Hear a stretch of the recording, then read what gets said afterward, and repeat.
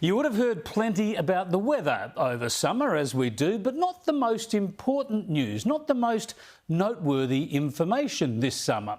What we get from politicians, the media, and too often the Weather Bureau too these days is not the relevant facts, not the data that matters, but a narrative, a global warming narrative. And all their facts and spin is marshalled to fit this alarmist climate change narrative. When there are fires, they cite climate change. When there are droughts, they blame climate change. And yes, they blame global warming for floods too. Floods that were once regarded as once in 100 years or more are happening once every 10 years or less. That is not a coincidence. Now, the thing is that fires, droughts and floods are terrible. Nobody wants to downplay these natural disasters.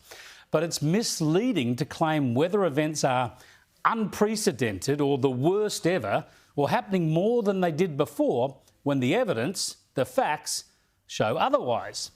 So let's talk about temperatures so far this summer.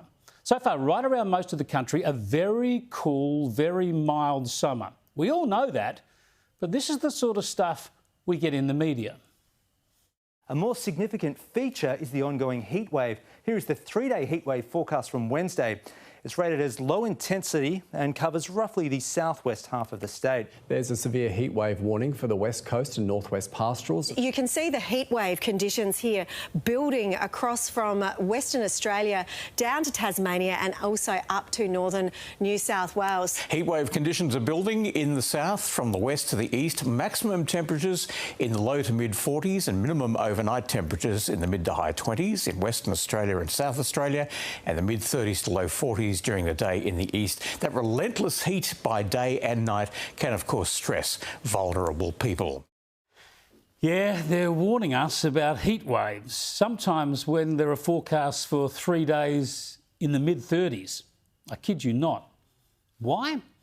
Well, because this summer the Weather Bureau decided to add a new warning category. Yes, official warnings for heat waves.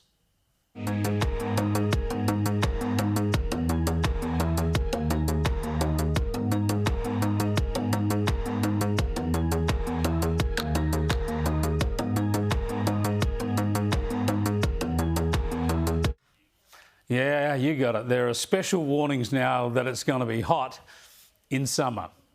Is this necessary? I think not. Apart from fueling global warming alarmism, it plays into the nanny state, instructing people on the most basic issues, like we don't know in this country that when it's hot, you find some shade and have a cool drink. Still, I bet they're disappointed. They picked a dud summer so far to launch this warning. Which brings me to the media narrative, fuelled, of course, by the Weather Bureau. We all know how they get very excited about any record on the hot side, any new maximums. I've shown you before how they announced, and the media lapped it up in 2019, they announced a new capital city record maximum in Adelaide without mentioning the fact that it was actually a full degree cooler than the earlier record. It's just that they had revised downwards the earlier record. Or in the same year, the Bureau announced a national record for the hottest overnight temperature, even though the weather station at Noona in outback New South Wales had only been in operation for 2 summers. I mean, why not just be upfront with all the relevant information? We can make sense of it. So let's talk about the weather over the past couple of months using the Bureau's own data, which, to be fair, they do post online. The weather summary for November in New South Wales found it was a cool and wet month. It detailed how the weather was very cool across New South Wales, especially during the day. And it revealed that many sites had their lowest November mean temperature readings on record. Lowest on record. And others at least their lowest for 23 years.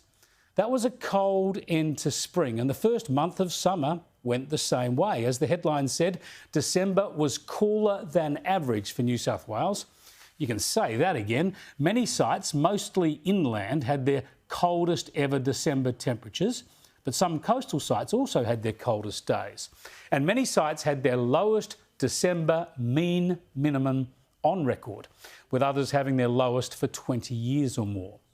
And it wasn't just one state. You can look at Queensland data and that tells a similar story. And also in Victoria, December saw some sites having their lowest December temperature on record. And indeed, the national summary talks about a cool December nationally and how mean minimum temperatures were below or very much below average for northern Victoria, nearly all of New South Wales and most of Queensland. Yet cool months and even record cool months in many locations, but not much from the Bureau publicly, not much from the media or the politicians. Why? In fact, the Bureau was busier talking up the calendar year of 2022 as the 22nd warmest on their records. Yep, there were 22 years warmer out of just 112, but warmth is still the focus. You see, it's all about the narrative. In reality, the news in weather is our cool summer so far. Sydney, for instance, is closing in on a whole year without the temperature hitting 30 degrees.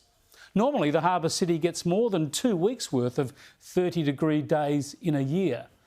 And credit where it's due, pretty much no one paid much attention to this until former Sky News weather presenter Tom Saunders told ABC viewers last week. Observatory Hill has now recorded 324 consecutive days without reaching 30 degrees. We are just 4 days off the longest spell below 30 in 140 years. Back in 1882, Sydney saw a record 339 consecutive days below 30. There you go, and that run has continued even today when the maximum at Observatory Hill on Sydney Harbour was 29. And before Twitter and the lefties attack Saunders because he used to work here, before they denounce him as some kind of climate denier, listen to how he frames his reporting around an orthodox view of climate science. Now, considering climate change is increasing the frequency of hot days, this is quite a feat. The long-term average is 15 days per year above 30. However, this century, the average has risen to 22 days, and from 2017 to 2020, we saw more than 30 days each year. So where has the heat gone? Well, it's a combination of La Nina and other climate drivers. Yeah, agree or disagree, think you know the answers or not, the facts matter, the data matters. We're all interested in the weather and we like to know the data, the trends, the records. We're interested in all of that, no matter what story it tells about climate. Give us the weather news, not a global warming narrative.